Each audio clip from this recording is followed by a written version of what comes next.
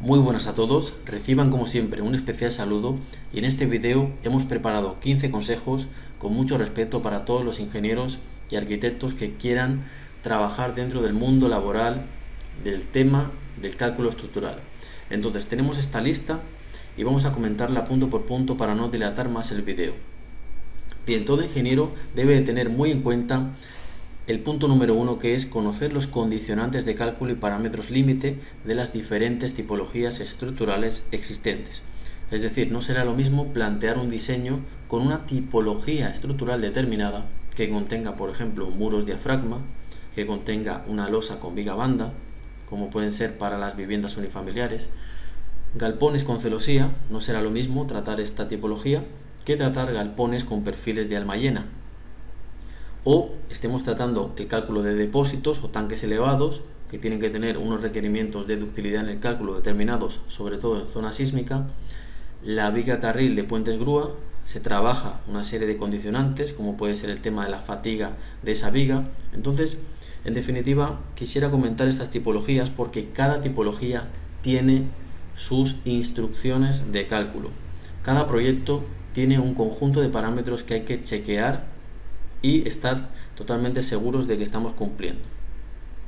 La influencia de la mampostería tenemos que conocerla, tenemos que conocer las distintas tipologías estructurales existentes. Hay tipologías estructurales en el mercado que nos permiten ahorrar mucho tiempo de construcción, como por ejemplo la estructura mixta, columnas de hormigón y vigas metálicas. Es un sistema que se construye fácilmente y cada vez más están solicitando.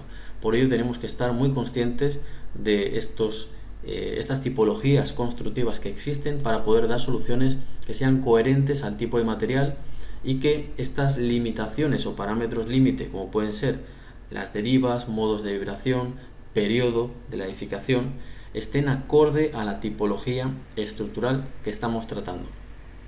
Bien, el segundo punto es tener la herramienta idónea para el cálculo y saber seleccionarla acorde a la tipología constructiva. Como estábamos comentando en el punto anterior, existen diferentes tipologías estructurales, ¿no? Y cuando estemos trabajando con CIPECAD, CIPE 3D, SAP, ETABS, Global Software, el Midas, el Geo5, por ejemplo, Geo5, pues tenemos que saber qué nos pueden aportar cada uno de estos programas a nuestro proyecto. Entonces es muy importante la capacitación en estos softwares y saber qué nos pueden entregar para agilizar nuestros tiempos. Por ejemplo, si sabemos que CIPECAD nos entrega memorias y planos, pues nos puede interesar, por ejemplo, para un proyecto de hormigón armado. Si sabemos que el programa de Drupal nos entrega una serie de documentación extra, pues podemos utilizarlo para completar nuestro proyecto.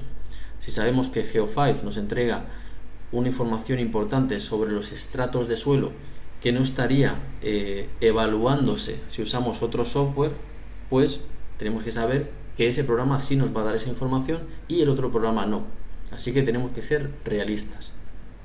Muy bien, el siguiente punto es conocer el proceso de construcción de las distintas tipologías, el orden de los procesos constructivos. Es muy importante que cuando nosotros estemos diseñando conozcamos cómo se va a construir, cómo va a ser el proceso de los pedidos al industrial que nos va a suministrar esas planchas de acero, cómo van a ser cortadas y cómo las vamos a colocar en obra. Por ejemplo, una unión de una estructura de columna de hormigón armado con una viga metálica tiene unas limitaciones porque se nos pueden generar un solape de aceros dentro de la sección y podemos tener una congestión de acero dentro del nudo y por ese nudo no estará fluyendo correctamente el hormigón. Todas estas cuestiones tenemos que tenerlas muy presentes y dependen de cuestiones materiales como el tamaño del árido del hormigón armado. Las secciones tienen que ser adecuadas, un tamaño adecuado. En ocasiones se usará una sección más grande, pero no porque lo necesite, sino para dar una solución constructiva y que no tengamos esas congestiones de acero. Entonces a veces se toman decisiones que son constructivas y no tienen que ver con el proceso de diseño del software. Así que esto es un punto muy importante y un punto a subrayar que todo ingeniero, todo arquitecto tiene que tener presente, sobre todo si está diseñando en zona sísmica. Tenemos que conocer el proceso del cálculo matricial de los elementos barra y los elementos finitos. Esto es sumamente importante porque todos los softwares, absolutamente todos los softwares, trabajan con el sistema de cálculo matricial. Entonces, un software nos va a dar una información, por ejemplo, unos planos, pero todos los softwares trabajan sobre la base de los elementos barra y los elementos finitos. A que tenemos que conocer también otros procesos matemáticos que pueden interferir en esa obtención de esfuerzos y desplazamientos, como por ejemplo la generación de la matriz de masas, la matriz de rigidez, y todas estas cuestiones se deben de conocer, porque de esa manera, cuando analicemos un edificio, vamos a tener claras las cosas y vamos a poder simplemente desglosar la información importante y poder evaluar también si el programa puede estar teniendo algún error intrínseco, es decir, un error del mismo programa, porque nosotros conocemos cómo está obteniendo esos esfuerzos o esos desplazamientos y podemos detectar algún error incluso en el programa si nosotros conocemos la base sobre la que calcula el programa. Bien, la familiarización con las características materiales del acero y hormigón. Esto es fundamental para conocer los beneficios de usar, por ejemplo, un acero A36 o grado 50, un acero con un distinto módulo plástico, módulo elástico, en base a las necesidades que tengamos en la obra. Muy importante conocer el tipo de hormigón que podríamos utilizar para, por ejemplo, la resistencia característica del hormigón para un edificio de 8 pisos no será la recomendada para un edificio de solamente 2 pisos. Entonces, tenemos que conocer también a nivel de mercado los hormigones que existen y qué hormigón podemos utilizar para un caso y para otro, porque a la hora de modelar ese edificio, pues el programa nos va a pedir una serie de datos y tenemos que rellenarlos con congruencia.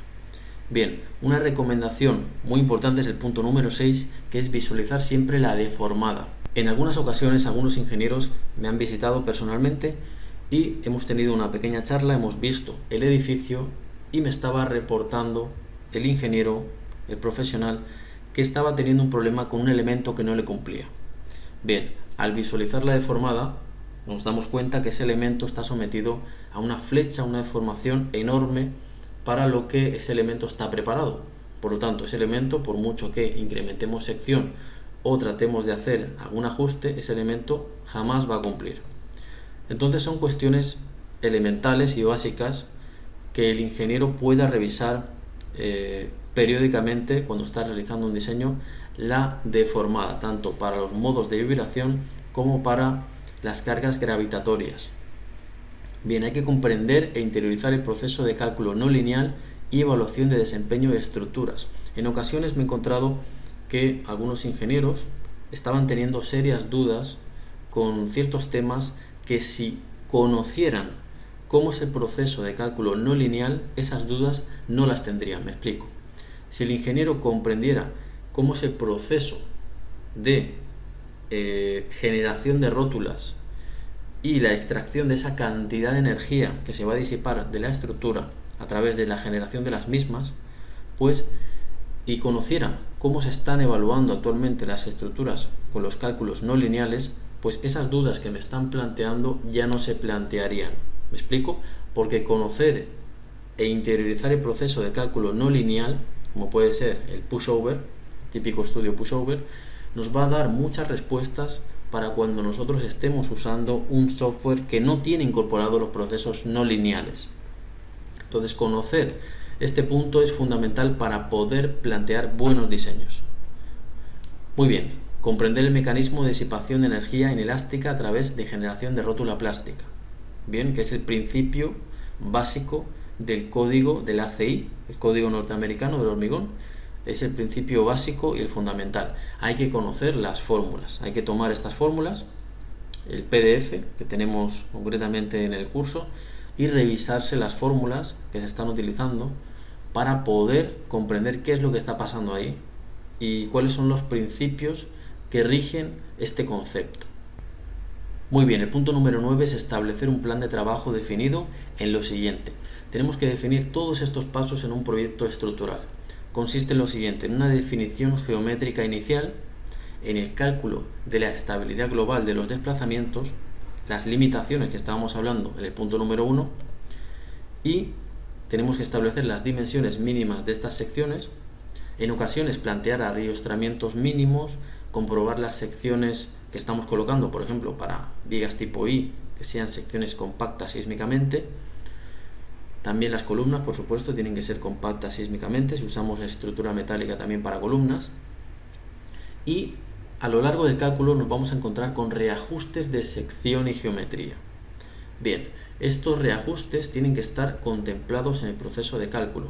Son reajustes que son naturales de un proceso de cálculo, pero existen, entonces tenemos que planificarlos para que tengamos los tiempos bien organizados y podamos dar solución a los proyectos que estemos realizando en la consultoría, porque si no tenemos un plan de trabajo con los tiempos determinados para cada proyecto que nosotros en base a nuestra experiencia determinamos, tampoco podremos plantear un presupuesto para ese proyecto y tampoco sabremos el tiempo que nos vamos a demorar, y el tiempo en la actualidad es dinero.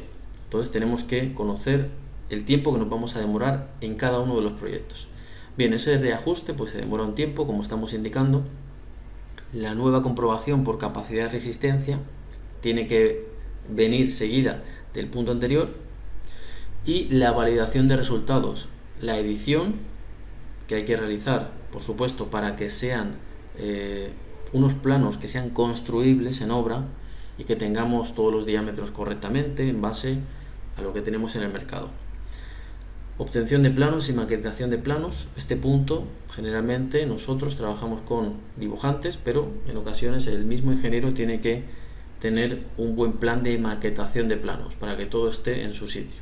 Con el programa de AutoCAD nosotros trabajamos en la actualidad.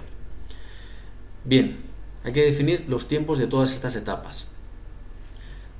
El punto número 10 es estar en capacidad de proponer discretizaciones para elementos, definir la malla acorde a necesidades de cálculo. Esto es del punto anterior que estábamos indicando, que hay que conocer el tema de los elementos finitos, cómo funcionan, y luego tenemos que estar en capacidad de proponer una discretización para, por ejemplo, una losa o un elemento de hormigón armado, porque en ocasiones esto demora tiempo a nivel del motor de cálculo del programa. Si nosotros no sabemos hacer una buena discretización que sea coherente y razonable a lo que nosotros necesitamos, no podremos ahorrar tiempo. Entonces la discretización del elemento puede hacer que el proceso de cálculo se demore unos 20-30 minutos más de lo habitual si no sabemos cómo proponerlas correctamente y acorde al tipo de proyecto que estamos realizando.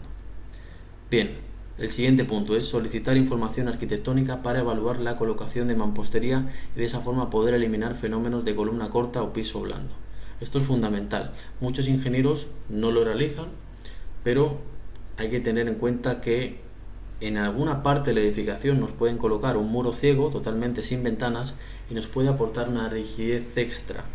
Y en una edificación de unos 3 pisos o 4 pisos no va a tener tanta importancia como en un edificio de 12 pisos. Entonces, si estamos haciendo un edificio de 12 pisos, por favor, revisar la colocación de mampostería. Muy bien, el siguiente punto número 13 es conocer los diferentes estudios existentes para la determinación del módulo de balasto del suelo. Existen varias vías para obtener este valor, este parámetro. Es importante que conozcamos la vía por correlación, la vía de ensayo in situ con el plato de carga K30 y otras vías de cálculo que nos pueden dar este valor de balasto. Es importante que conozcamos de dónde procede, es decir, cómo ha sido obtenido este valor de balasto. Sumamente importante porque así podemos detectar incluso errores y podemos incluso plantear un nuevo estudio de suelo en el caso de que nos hayan dado un balasto que no sea el correcto. En muchas ocasiones no hay una preparación correcta en las empresas de geotecnia que están evaluando los suelos. En muchas ocasiones no nos dan el valor correcto. Así que esto es un problema que me he encontrado, y el conocer cómo se obtiene este valor nos puede hacer ahorrarnos algunos disgustos. Bien, el punto 14, estudio de la patología estructural, conocer fallos reales. Conocer las fallas reales, estudiar la patología, estudiar qué es lo que ha pasado en un sismo reciente y cómo han caído esas edificaciones, nos van a hacer tomar conciencia de cuáles son los puntos importantes a tener en cuenta en un diseño estructural. Por ejemplo, el caso de columna fuerte, viga débil es fundamental. Bien, y el punto número 15, y con esto acabo, es conocer el significado de las siguientes palabras. el significado de ductilidad. No solo conocer el significado, sino que interiorizar lo que es la ductilidad. Para interiorizar lo que es la ductilidad, les recomiendo que revisen el punto número 7, que es comprender e interiorizar el proceso de cálculo no lineal y evaluación de desempeño de estructuras. Entonces, la ductilidad solamente se entiende cuando se ha tratado un estudio no lineal. Bien, tenemos que comprender, por supuesto, la definición de elementos finitos y no solo eso, tener interiorizado qué es esas dos palabras, elementos finitos, qué representan. Las secciones tienen una inercia agrietada y una inercia bruta. Entonces, esta inercia agrietada es la que se ha producido por el suceso de un sismo reciente o anterior. Entonces, estos sismos nos agrietan las secciones hasta el punto de que podemos tener una sección que puede ser una columna de 70 por 70, pero que en la realidad esté trabajando solamente una columna de 50 por 50. Estas cuestiones nos van a cambiar lo que es el patrón de deformación del edificio y es importante que las tengamos en cuenta, por ejemplo, para obtener lo que son las derivas de piso y algunas cuestiones interesantes para la evaluación de los desplazamientos de esta edificación. También es muy importante que conozcamos qué es una redistribución de momentos, qué es la velocidad de onda de corte, qué es el cortante basal dinámico, el cortante basal estático, qué es la capacidad portante del suelo y qué es el módulo de balasto. Entonces son cuestiones fundamentales que todo ingeniero debería de conocer y debería de tener interiorizado. No es lo mismo que lo conozca porque lo haya leído, que lo comprenda y lo entienda y lo pueda desarrollar. Muy bien, entonces ya para acabar esta explicación, simplemente decirles que nosotros tenemos una iniciativa. Esa iniciativa es poner sobre la mesa todos estos temas para que los ingenieros puedan desarrollar una correcta interiorización de todos estos principios que nos parecen fundamentales y que puedan plantear todos los diseños con absoluta congruencia. Esto se traduce en el proyecto de Medife-Estructuras, que consisten en un conjunto de cursos que están guiados por mi persona en este caso, y estamos en constante comunicación con el ingeniero, con el profesional que está desarrollando dichos contenidos online, porque en ocasiones cuando estamos realizando un curso online necesitamos de un soporte. Al final, lo que perseguimos con estos cursos es llegar a tener unas bases muy fuertes, interiorizando cada uno de estos conceptos para a la hora de hacer un proyecto tener una constitución de ideas que nos van a facilitar mucho el proceso y la optimización de tiempos y resultados. Con esto me despido, muchas gracias por la atención, estaré para ayudarles.